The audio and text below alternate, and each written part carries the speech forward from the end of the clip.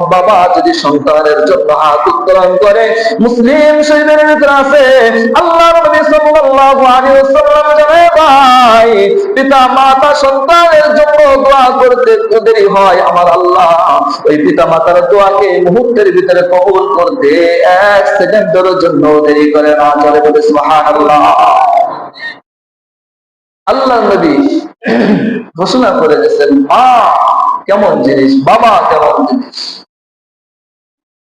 এবার জুরাইস নামাজ শেষ করার পরে দেখে তার মা চলে গেছে, তার সাথে সাক্ষাৎ করা হয় নাই। হঠাৎ করে গ্রামের ভিতরে একটা আওয়াজ উঠেছে, একজন মহিলা, ওই মহিলার জিনা করে একটা বাচ্চা পেটের ভিতরে চলে যায়, মহিলাটা গর্ভবতী হয়ে যায়। ওই মহিলার কাছে খবর পাঠানো হয়, এ তোমার এই বাচ্চা, তোমার পেটে সন্তান, এই সন্তানের পিতাকে। ওই মহিলাটা উচ্চ কণ্ঠে জানায় দেয়, আমার পেটের সন্তান অন্য কেউ না, তোমরা যারা আল্লাহর ওলি বলো, ওই জুরাইজ হলো এই বাচ্চার বাবা। আউযুবিল্লাহ। বলেন তো, কেউ যদি বলে অমুক আমার পেটে যে সন্তান আছে অমুক হলো তার পিতা, অবস্থাটা কত কঠিন না সহজ? প্রচন্ড কঠিন না? কেমনে বুঝাইবে যে না এটা হয় না, আমার সন্তান না, এটা কেমনে বুঝাইবে?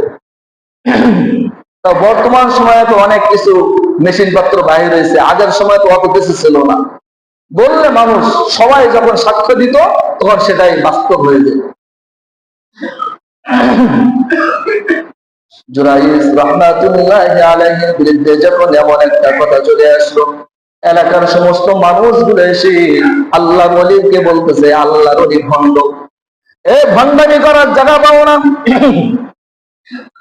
তুমি দাবি করো সারাদিন নামাজ পড়ো, সারাদিন ইবাদত বন্দি করো, তোমার ইবাদত খায় সর্বক্ষণ আল্লাহকে ডাকো, অথচ ফাঁক পাইলে মানুষের ক্ষতি করো, এমন ক্ষতি করো যে মানুষের পেটের ভিতরে, মহিলাদের পেটের ভিতরে বাচ্চা পর্যন্ত পৌঁছায় দাও। জুরাইজ বলেন তো কিছু জানেন? উনি তো জানে না, এই ঘটনার সাথে ওনার কোনো মুনাসাবাত নেই। কিছুদিন পূর্বে অবস্থান ছিল এমন, হুজুর কোথায়